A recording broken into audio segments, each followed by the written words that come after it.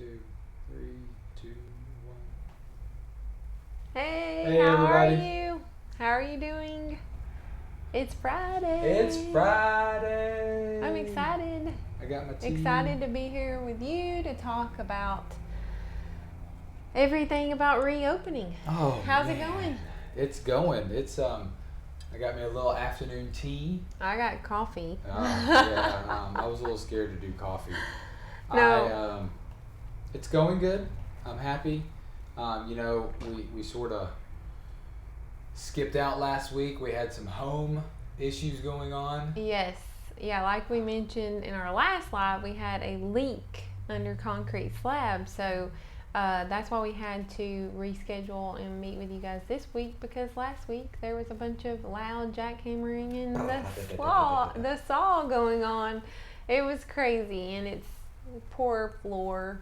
Yeah, but that's okay. It's in the past. I've got to fix the floor. I mean, by no means am I fixing the floor, because if anybody knows me, that's not my skill set. Yeah, so that's the next task, is getting somebody out we there. took a break for the week for that, but at least it's covered up and it doesn't look too awfully bad. So anyways, what about baking? Tell everybody how your baking is going. The baking is going good. I tackled something that was in our kitchen that we use every week, because I wanted to see if I could replace something we buy at the store, and I was successful. Besides cinnamon rolls, of course, Whole wheat bread. We use it for sandwiches and toast almost every day. So I made so far 4 loaves. They were very good. And I don't like sandwiches, and it made the sandwich way better. So that's a win. I've enjoyed it. I don't know if I'll tackle something else. I love bread, so that's why I've done cinnamon rolls, biscuits, and loaves of bread now. Yeah. What about you? You're gonna run out of flour soon. I heard that that there's about to be like a flour shortage, or there is. I don't know, because everybody's baking now in quarantine life. So. I hope there's no shortages, but if there is, we'll figure it out. What about you? How's the journaling? Well, last week I would have had a good report, because I was still doing really good. This week I think after the craziness of the past 2 weeks, I don't know. I think stir crazy mode is kicked in, and I'm ready to get back out and do things with people besides just us four. With people. Yeah, like I'm just really.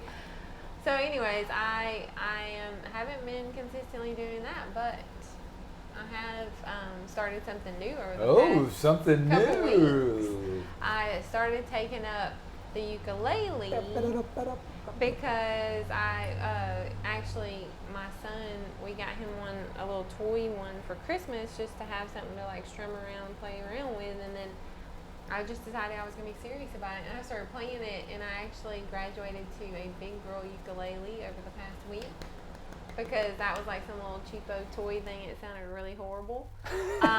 And it wouldn't stay tuned at all. Like, as soon as I would tune it and like strum, it would just be like out of tune. So I got a new one, and it's really nice, and I've been playing a lot. I'm excited, so it's going pretty good. Yeah, she sounds pretty good too for 3 weeks now of playing it. Yeah, I'm getting into it. I really think I'm going to enjoy this. I'm going to start a band. There's nothing new on my side. I'm planting plants. We're finally getting plants in from where we redid our flower bed, so I'm planting so we're making those some over progress time. on that finally. We sort of paused with the leak, and now we're back into that. Yeah. So anyways, I hope that you're doing good. I hope that you're finding some area of sanity in all this, because it is important. So I hope that you are finding something that helps relax you in this stressful time, and helps you sort of recenter when everything is just, it's starting, it's just wearing. It's a new normalcy. Yeah. It's weird. Yeah, So things in Alabama are changing. Yeah, I mean, we planned this topic for last week to talk about, because things in Alabama are actually opening up pretty heavily. I know when we've talked with clients that aren't in Alabama, they're like, what? your opening or Oh, talking yeah. to other people. Yeah. So they're very like, whoa, that's scary, because a lot of them are still so heavily in the thick of things, but we just haven't had nearly the amount of cases as other areas. And so we are opening, and they're opening up a lot more just this past week, and even more now are about to start opening up next week. So we thought that, talking a little bit about some ways to re-engage people that might have, been either completely off the radar and didn't engage with you, or have been engaged with you throughout this whole process. But how do we get them from now online all the time to offline? So that's just sort of what we wanted to touch base with you about today. All right. So let's talk about some strategies you need to put in place before you unlock that door and let everybody in. Right. We can't just let the floodgates in. That's partly, every state's got different rules. Alabama has got their rules. I'm not going to say them because they're changing every moment. Well, they're going to have capacity limits. Right, but that can change as well. So. Yeah, right. Well, I mean, that you always have a capacity Right. limit, but now they're like way lower than your typical pre-COVID numbers. Right. And so with that, I mean, I think overall, most stores and restaurants and those sorts of places are not going to have any shortage of getting people in the door. No. Because there's so many people that are so stir crazy that they want to get out. You might be dealing with like a conversion issue. You might not be getting the conversion that you want, or what you would typically see, because it might not be your typical customer. It's just Right. like somebody that's like, I'm getting out and this place is open, so heck yeah, I'm going in. Right. So let's call them early adopters. yeah, early adopters, and that is, those are the people. Or you need to be thinking about a strategy to keep them safe, to keep your employees safe, and just, how are you going to limit the amount of people that are coming into your facility? I mean, you can look at strategies that grocery stores have already been putting in place, Right. where they have like a team The member runway. that kept count Yeah. going in and out. But you can also look into, maybe some sort of reservation system if you're a really small store.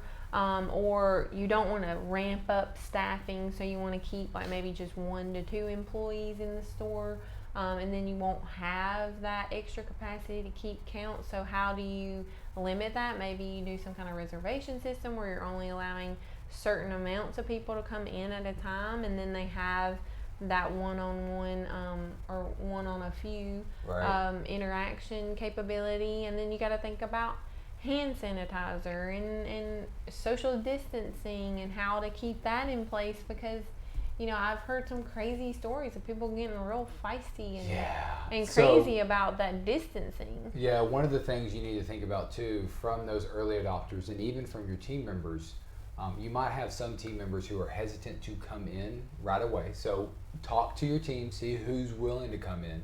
But then two, you might have some early adopters who get in there who don't like people close to them still. Mm-hmm. And so you're going to run into that issue. You need to make sure you communicate to your team very specifically on how to handle that situation. Can they handle it? Do they need to get a manager, the owner, whatever the situation is and whatever the policy is, you need to make sure every team member knows that. Make sure your customers respect other customers and respect your team members. Because, I read an article about an ice cream parlor opened up, and an employee got screamed at through the window because people wanted ice cream. And it's like, we're trying to figure this openness, okay? Mm-hmm. We're trying. Don't go crazy, folks. Well, and everybody's a little crazy because they've been like, all like constricted and confined, so you're gonna have a little more angst. So think about that, and think about how you can properly maintain distancing And cleanness, by getting your employees to actually like take that into account and maybe be the soft advocate of the distancing, so that the customers don't have to get feisty with each other. And then another one that's more like marketing centric is to think about, everybody's wanting to be wearing face masks. So why not order some as swag that have your brand on them and have those in the store to hand out to people that might not have one on, And I know there's some legal liabilities there. I know there's like a HIPAA blah blah blah thing about that. So don't. You need to look up on the legal part, but like just ideas. Yeah, like I'm saying, don't force the people to wear them or whatever, because I know there is some legal liability there. I've been reading about that, so don't say that I'm saying you have to give it to everybody, but having them there to hand out for someone that may have forgotten them. I know we went to we walked somewhere to go to the store, and when I got there, I was like, oh crap, I don't have my mask. So like just having like a marketing giveaway of a mask, because Right. there's all kinds of people selling those now, so you definitely get like a branded one to give them out with purchases, all those sorts of things, to have your brand sort of floating out there with this setup. Yeah, and Michelle also talked about a reservation system. There is some calendar systems out there that can say, hey, I'm going to block off these time slots, and I'm only going to allow 10 people to fill out, so then you can get people to do that. Mm-hmm. And that's an easy way to make sure your store doesn't have 60 people when you're only supposed to have 10 or 20. So again, things to think about from that standpoint. It just keeps it going a little bit more smoothly. So now that we've got some practices in place, some ideas how to keep your customers and all that kind of safe, I think we should just get rid of virtual options, right? Just move it out to the side, stop, cut, go back to 100% digital. Definitely not. And I cannot stress this enough, and we talked about this a couple weeks ago, so if you didn't catch that live, go back on our Facebook page or YouTube and look at the last live video that we did on the crisis win, and even the one before that about panic and pivot, because basically we were really diving into, look, you've got this whole virtual audience now, don't let it go, keep track of this, put it in a shiny little box and do great things with it long term. So, I mean, I'm thinking way past COVID here, but the biggest thing is there's going to be so much emphasis. That's why I'm bringing it up again, because I think it's huge for you as an opportunity, but then it's even bigger for right now, because you're going to have so many people that are late adopters. So we have the early adopters are going to floodgates are going to be everywhere, maybe not converting. You're going to have some late adopters that are willing to convert, but they're not comfortable yet. So you've got to keep that virtual space open, not only for them, but for the long term, like I keep saying. So you don't want to lose sight of that, because in this reopening, there's going to be so much thought and intricacy and just changing of that you don't want to lose focus on your virtual. So you really need to think about how are you going to delegate, and how are you going to make sure that both areas are handled, because there's a lot of moving parts to both. So we've got the early adopters, the one who wants to come into the physical store and interact physically with you and your brand. Then you've got the late adopters. Both of them can benefit from their virtual aspect. And how would you recommend going about that? Well, I mean, I think that you definitely want to, keep them engaged. You want to keep them knowing that you're still going to offer this whole virtual offering long term, and that they don't have to come into your store. Right. And so again, you want to make sure you communicate to both sides. Right. Through your virtual means that you have been doing great during this time. Don't give up on that. And again, it was a whole revenue stream that got you through to this point. Right, why would you throw it out the window? Don't. Keep the box. Right. Grow the box. Well, right, and that's what, why I think it's so important. And definitely go back and look at some of the stuff on our last video on how we talked about some strategies directly around application on how you can find more people like that. So don't forget about looking at that. I definitely think that there are going to be so many people that don't want to come into your store. So you gotta gauge that. And you also might think about assigning somebody directly on your team to the virtual side to keep that revenue stream going, or even to say, hey, this is how we're going to show stuff to the early adopters and even to the late adopters, so everyone feels comfortable in what to expect. Right. So with that, with the late adopters, we know they're not going to come into the store, so we don't want to forget about them. So how do you think we should engage them the best?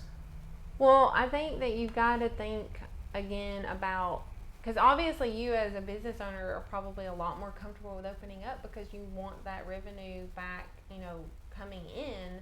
Now I know some people are hesitant as business owners because they're, worried about liability, but then there's also the whole, well, I'm doing really great with this new virtual thing that I've come up with. So, they might just be holding off because they are able to sustain with that revenue source that they've created. So, but if you are planning to open up, you've got to think that, again, there's going to be people that don't care and they're going to come into your store. They're going to be comfortable, but there's going to be a whole slew of people that are uncomfortable. So you've got to gauge their level, the level of your base audience and your core customers. You've got to gauge their comfort level. And so the ways to do that, would be through email marketing and sending some surveys out. You can even do some polls and things on social media channels to basically see like what is your comfort level. We're comfortable. Our team is comfortable. We're ready to open. Tell us how you feel and tell us what would make you comfortable, so that then you work that. You go back a step in thinking about, okay, well, this is how we plan to open. Does it align with their comfort level, or start with their comfort level and map your plan around what they want, so that then they know. Right, because the last thing you want to do is open up and no one comes. Right. I mean, and again, like, I think you will get people coming, but they might not convert because they might not be your core audience. Get out. Yeah. So you got to think about your comfort level of your core, raving fans. And again, that ties back to what we talked about before. You've found a lot about your really big fans through this whole pandemic. So how do you now make sure that they're comfortable to come back into your store? And then also, how do you make sure that they virtually want to stay engaged with you too for the long term? Always engaging them, because you've got that whole new stream there. And the best thing to do is to take you out of the picture and ask. Don't assume your audience is going to want to come in right away. We actually ran this survey that we're specifically talking about for one of our clients, and the results were all across the board. I was actually surprised to see, because I thought, just my perception of their customers, everybody wanted to come in, and actually a lot of people were like, I'm going to wait a little bit longer, or I want everybody to have a mask on. So again, you need to gauge what your late adopters and even your early adopters are going to want when they come in. Yeah. But again, you always want to make sure you communicate both ways and the results of what you're doing. Well, right. And a big thing here is you can sort of gauge from this survey what you need to do and how you need to go about doing it. And then once you do that, then you have a whole new campaign. I mean, you can you can start doing behind the scenes type footage on, like, this is what we're doing. This is the new normal of our company. This is the new normal of what we're doing to keep you safe, to keep our team safe. And you're actually like doing, live videos or pre-recorded videos, and you're posting those on your social channels as like behind the scenes. And then you're asking people when they're in your store how comfortable they feel, so that you can get, an ongoing survey of how people feel on a comfort level, so that you do have a better gauge on what's going on and what you're doing right and what you're doing wrong. But I definitely think it opens up this whole new normalcy campaign that you can then be running advertisements on to let people know, one, that you're opening up and that this is what it looks like. And then you also can engage your current followers and let them know that because of what they've requested, this is how you're addressing those things. And then they can actually see it firsthand that you are doing those things. Because I mean, think about it. They're not going to want to just get out to come into your facility to figure out what you're doing when they're already uncomfortable. This late adopter group, they're going to want to see what you're doing and actually really see it to believe it to come in. Right. To build that trust level back. It's not like they distrust you as a brand. They distrust just the state of the world. The stuff you can't see, Yeah. the germs, that kind of thing. So like seeing you actually putting those things in place could really help them build up more trust and confidence in actually being able to come to your facility or your store. And I think that's a great way to show the openness, the communication. Mm-hmm. Again, you can't communicate enough, even if you beat it into it. But again, those recordings will also show those early adopters how they expect the store, with those behind the scenes and those kind of things. So what do you think are some practical tips to re-engage those who were just online, now to offline? Well, I mean, that's a multifaceted channel. You know, it's like you could do a million different things, but in our space, since, you know, we are experts in advertising, I'll sort of funnel the answer down to be more specific on that. But keep in mind, you know, there are email marketing things you can do. There's billboard things you can do. There's tons of other avenues of ways to reach people.